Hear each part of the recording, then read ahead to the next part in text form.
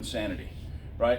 You see a car deal and you go, and that's a car deal, and then the next deal you're like, what the hell just happened, right? So I'm going to show you guys what the patterns are in psychology and help you identify them quicker so you can make subtle changes and get significant improvement. Okay, let's get started.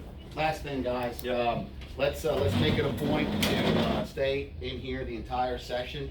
If you get a phone call or somebody shows up, let's give them to someone else to work a half a deal. I promise you that the training that will be provided today and in the future is going to be worth a hell of a lot more than a little half deal. I promise you that. Okay? Yeah. All right. Absolutely. Sir in the back, Yes, sir. come on up here and grab a seat. I'm gonna be bouncing in and out. He's a finance manager. Oh, okay, no worries. Just want to make sure you got a place to write some notes. I do want to make sure everybody has something to take some basic notes on. I see my man's already here videotaping. You're allowed to video and audio record whatever you want. If I say something and you think, man, that was really good, say that again. You're allowed to say, hey, Dawson, say that again. Bust out your phone, record it, audio, video.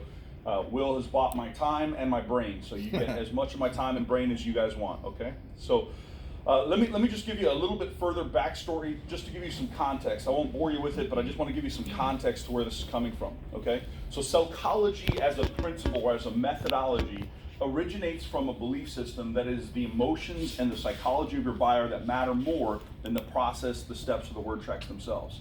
What I mean by that is that you can take a customer and you can say the exact same thing to that customer over and over again, but when a manager comes in and says it, for some reason it's like they sprinkle magic influence dust on the customer believes it.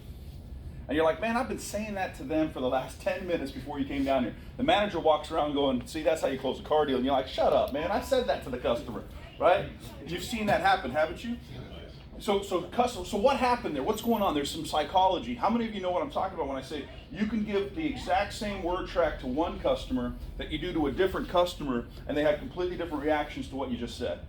The state of mind and the condition of the heart of your buyer, that's what matters. It's not what you say, it's not even how you say it, it's how a person feels when they hear it that matters. That's why you can have one customer and you can look at them like 3 days ago, you could look at somebody and say, hey folks, it's the end of the month. Man, this is the time to buy.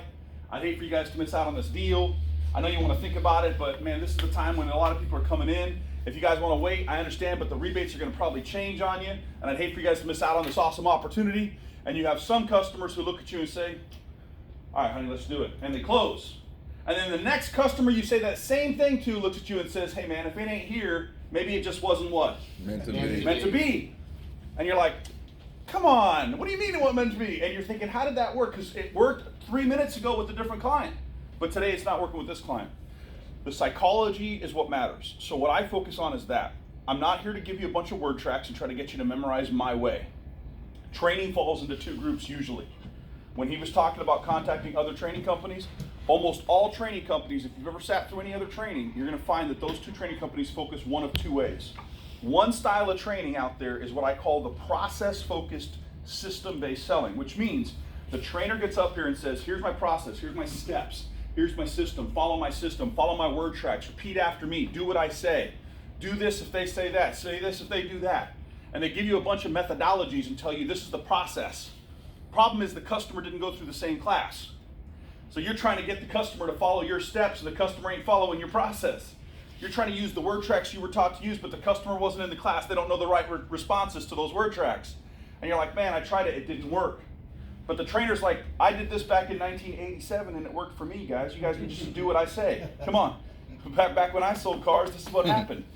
And then you got another trainer out there that's I would call not process-based, but personality-based.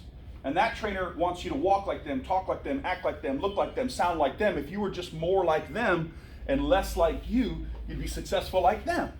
You see what I'm saying? Calm down, calm down.